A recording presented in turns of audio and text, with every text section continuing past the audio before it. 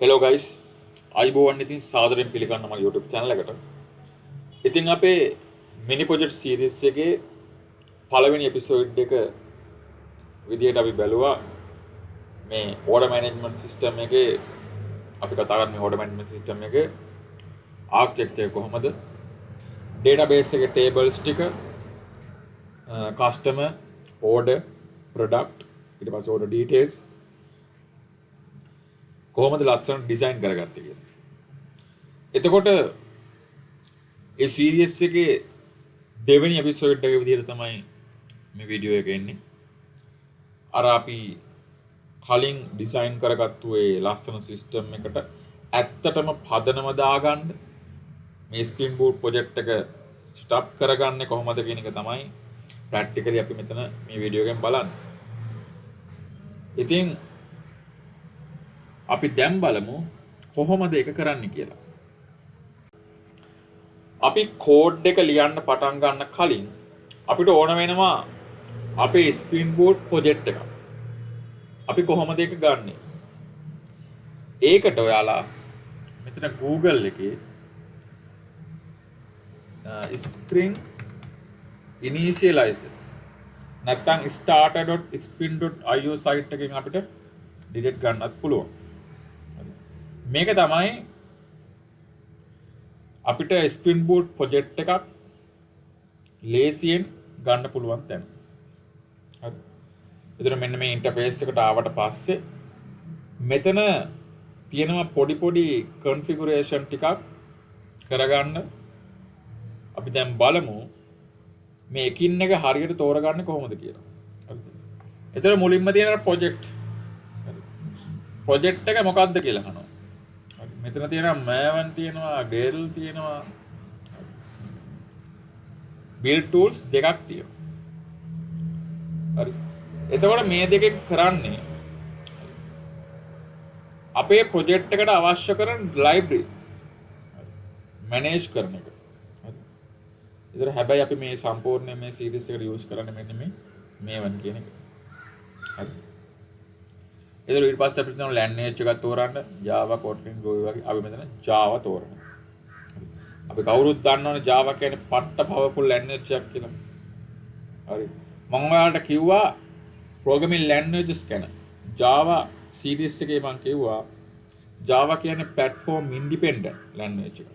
හරි. ඒ කියන්නේ write once run anywhere කියන concept එක තමයි මෙතන වැඩ කරන්නේ. හරි. කියන්නේ අපි ලියන code එක JVM එක හරහා Windows වල Linux වල Mac වල කියන ඕනම operating system එක කිසිම අවුලක් නැතුව run කරන්න පුළුවන්. හරි. ඒක මම ඔයාලට අපේ Java series එකේ කතා කරා. බලපු නැති කෙනෙක් ඉන්නවනම් ඒකත් බලන්න කියලා ආරාධනා කරනවා. ඉතින් අපි යමු IMA Spring Boot project එක set up කරගන්න එකට. හරි. එතකොට ආයෙ තියෙනවා මෙතන Spring Boot project මේ version එක. එතකොට මෙතන තියෙන version ගොඩක්. හැබැයි කවදාවත් වෙන්න මේ snapshot කියලා තියෙන version use කරන්න එපා.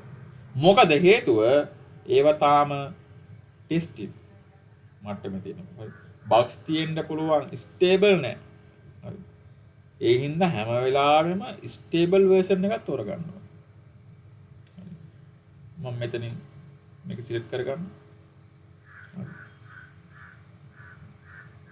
ඊට පස්සේ හරි. එතකොට අපි මෙතන Java කතා කරමු. Java මෙතන stable version එකක් Java 21 සිලෙක්ට් කරගත්තා. හරි. ඊට පස්සේ project metadata. හරිද? metadata අද ඉස්සෙල්ලාම තියෙනවා group. හරි. මම මෙතන default තියෙනවම use කරන්න. මං කියන්නම් මෙතනින් මොකද්ද වෙන්නේ කියන එක ඔයාලට කියලා දෙන්න. හරි. ඒතර group මෙතන සාමාන්‍යයෙන් කම්පැනි වල වැඩ කරද්දී මෙතන සාමාන්‍යයෙන් කම්පැනි එකේ domain name එක අනිත් පැත්තට හරවලා තමයි දාන්නේ. හරි. ඒතර මම මෙතන default මේකම තියාගන්නම්. ඊට පස්සේ තියෙනවා artifact එක. ඒතර මේක තමයි අපේ project එකේ නම. හරි. මම මේක default වෙන demo එකම තියන්නම්. ඒතර මේකෙන් තමයි අපිට පැකේජ් නේම් එක හැදීගෙන එන්නේ. පැකේජින් නේම් එක. ඔයාලට පේනවද? ඊට පස්සේ පැකේජින් ගත්තාම පැකේජින් ආකාර දෙකක් තියෙනවා මෙතන ජා වා කියලා. ඒ සාමාන්‍යයෙන් ස්ප්‍රින් බූට් වල අපි ඩිෆෝල්ට් යූස් කරන්නේ ජා එක.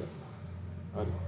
මොකද ස්ප්‍රින් බූට් වලට එයාගෙම ටොම් කැට් සර්වර් එකක් ඉන්බිල්ට් ඇවිල්ලා තියෙනවා. ඒකට වෙනම සර්වර් එකකට දාලා ඩිප්ලොයි කරන්න යන්න ඕනේ නැහැ.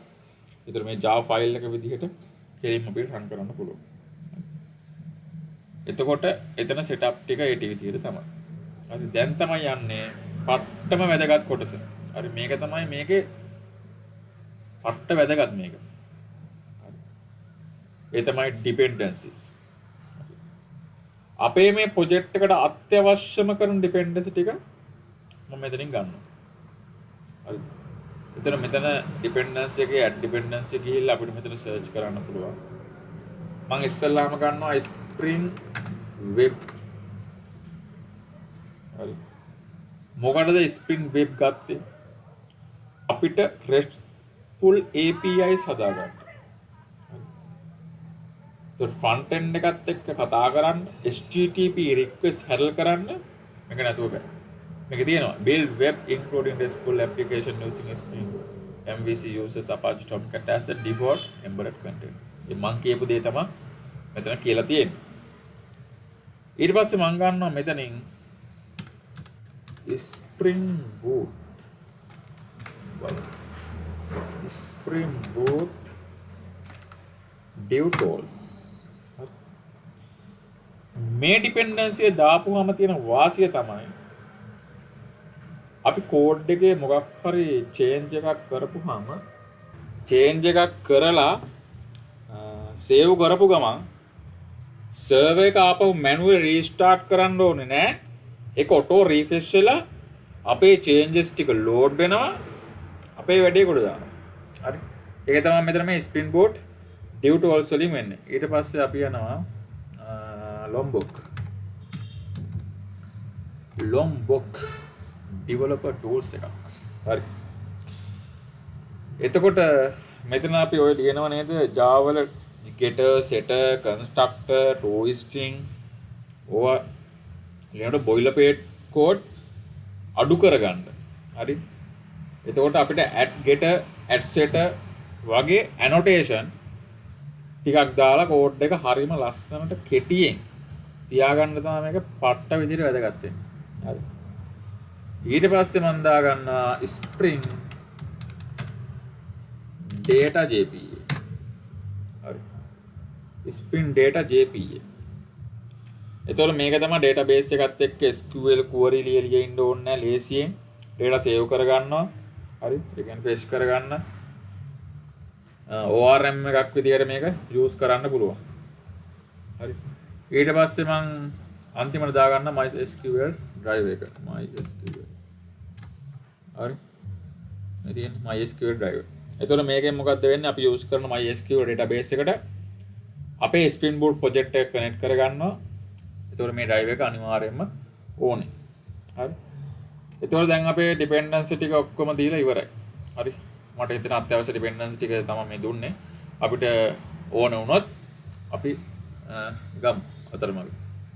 හරි. එතකොට මේ ටික තමයි එන්නේ. එතකොට මේ අපිට ඕන බලන්න පුළුවන් මෙතනින් ගිහිල්ලා මේ තියෙන්නේ අපේ form xml එක.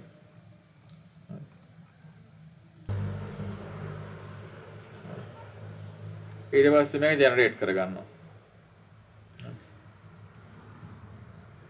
මම යනවා අපේ ඩවුන්ලෝඩ් එකට. හරි. අන්සිප් කරගන්නවා ෆයිල් එක. extract දුන්නා.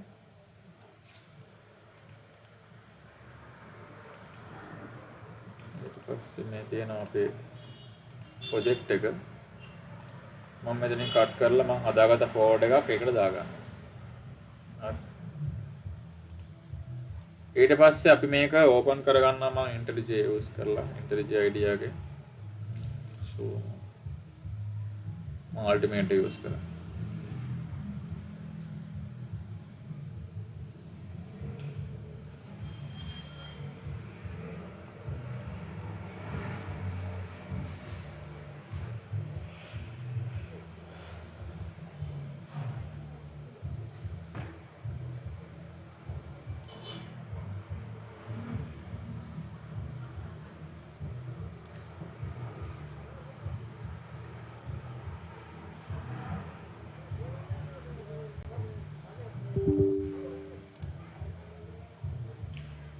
හරි මේක තමයි අපේ spin boot project එක.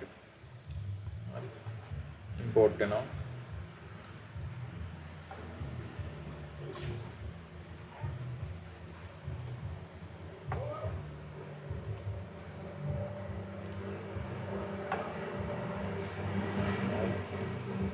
src එකේ main java මේ අපේ main class එක.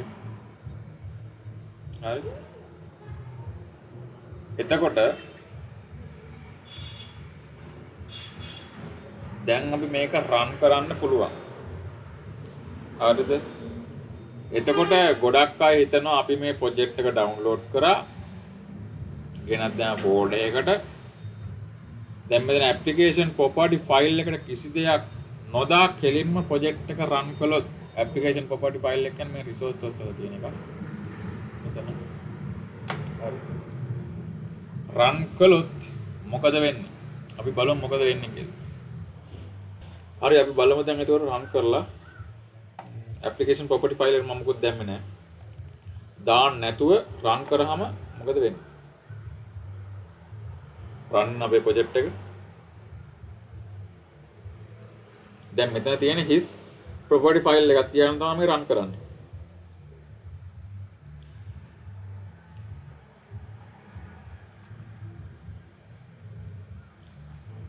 බලමු අපිට මොන වගේ error එකක් එයිද කියලා. ඔය error එක. application failed. මොකද කියන්නේ? database එකේ URL එකක් දීලා නැහැ. හරිද? user name එකක් දීලා නැහැ. හරි password නැහැ. spin boot එකට කොහොමවත් තේරෙන්නේ නැහැ. හරි. එතන මේ project එක කොහොමද ගිහිල්ලා MySQL database එක කතා කරන්න කියලා.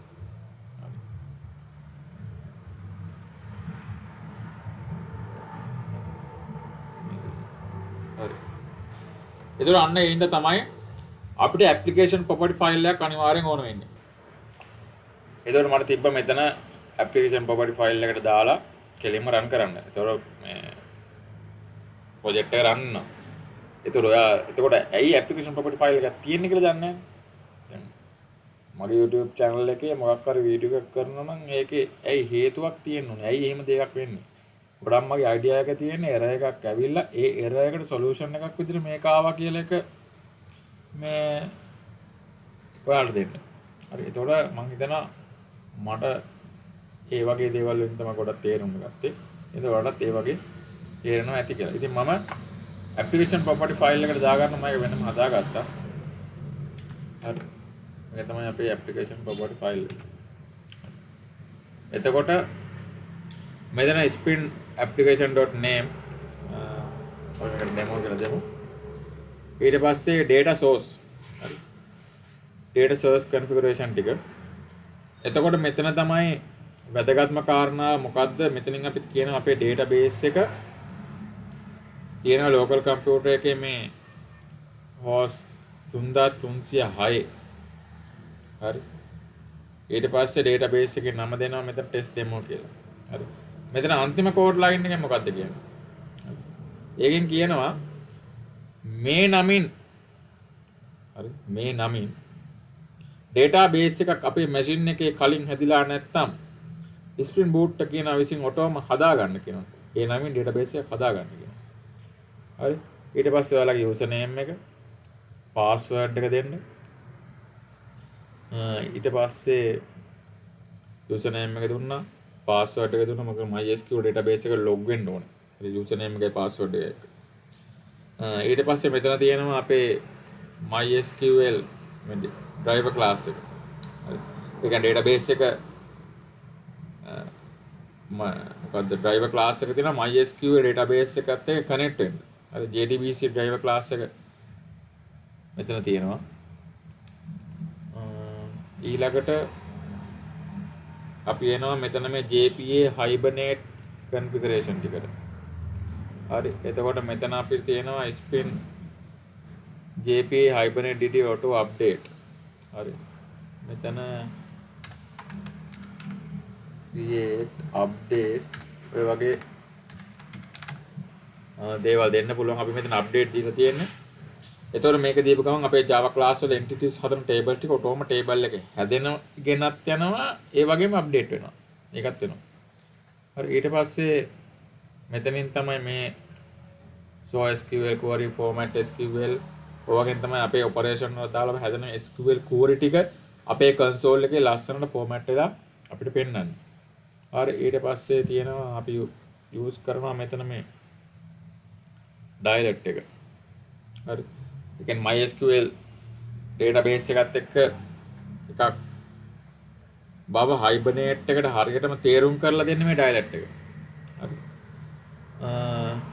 එතකොට JP hibernate configuration ටික ඒ ටික ඊට පස්සේ server setting තියෙනවා. ඒතර අපිට server එකට port එකක් දෙන්න පුළුවන් මේ විදිහට. සාමාන්‍යයෙන් Spring Boot default run වෙන්නේ 80 port එකේ වුණත් අපිට වෙනත් project එකක් එක්ක conflict වෙන්න තියෙන ඉඩකඩ වළක්වා ගන්න මෙතනින් port එක වෙනස් කරලා අපිට 80 එක දෙන්න පුළුවන්. ඊට පස්සේ server servlet context path API v1 කියලා දීලා තියෙනවා. ඒ කියන්නේ මේකේ අපේ URL එකට. හරි. ඒ කියන්නේ අපේ හැම API එකකටම මුලට common base path එකක් විතර තමයි API v1 කියන එක add වෙන්නේ. හරි. ඒතකොට ඒ කියන්නේ මෙතන URL එක විතර අපිට හැදෙන local host 80යි 81 API v1 කියලා ඉතින් ඉස්සරහට මේ තව ඇඩ් වෙනවා. අපි බලමු මේ තැන් වලදී ඒක. හරි. එතකොට server setting වල ඒ ටිකයි. මොකද මෙතන API v1 දුන්නම අපිට හැම එකටම API v1 දෙන්න ඕනේ නැහැ. හරි. ඊට පස්සේ login. ඊට පස්සේ login level root එක info login level dev stack debug. ඉතින් මෙතනින් වෙන්නේ මොකද්ද අපේ project එකේ logs ටික print වෙන්න ඕන කරන level එක තමයි මෙතනින් control කරන්නේ. හරි. ඊට පස්සේ මෙතන තියෙන app log එක. හරි මේකෙන් තමයි අපේ system එකේ logs ටික file එක මේ save වෙන්නේ. හරි. ඉතින් මේ සියලුම configuration ටික application property file එකට හරියටම දුන්නාම දැන් දීලා අපි තියෙනවා. ඉතින් අපි දැන් ආපහු අපේ project එක run කරලා බලමු මොකද වෙන්නේ කියලා. database එකත් එක්ක connect වෙනවද? හරි. හරි මම දැන් run කර ගන්නවා අපේ project එක.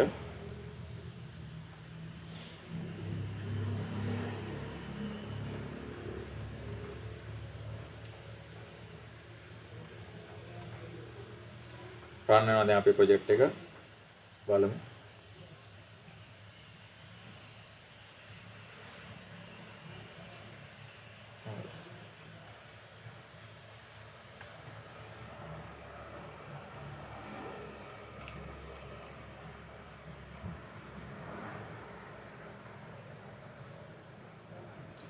හරි දැන් ඔයාලට මෙතන පේනවා Tomcat start on port 80 අපේ port number 80 එකේ project එක run වෙලා තියෙනවා. දැන් MySQL database එක හැදෙන්න ඕනනේ. අපි බලමු කියලා. අපි test demo කියලා main database එක හැදිලා තියෙනවා. හරි. හරි එහෙනම් අද අපි අපේ Spring Boot project එක සාර්ථකව setup කරගෙන application property file එක කියන්නේ මොකක්ද? ඇයි ඒක අපිට අත්‍යවශ්‍ය වෙන්නේ කියන එක practically බලුවා. ඉතින් මේ episode එක මෙතනින් නවත්වනවා. ඊළඟ episode එකෙන් අපි බලමු කොහොමද අපේ database එකට අදාළ entity classes ටික ලියන්න පටන් ගන්න කියලා. එහෙනම් ඊළඟ episode එකත් එක්ක හමු වෙමු.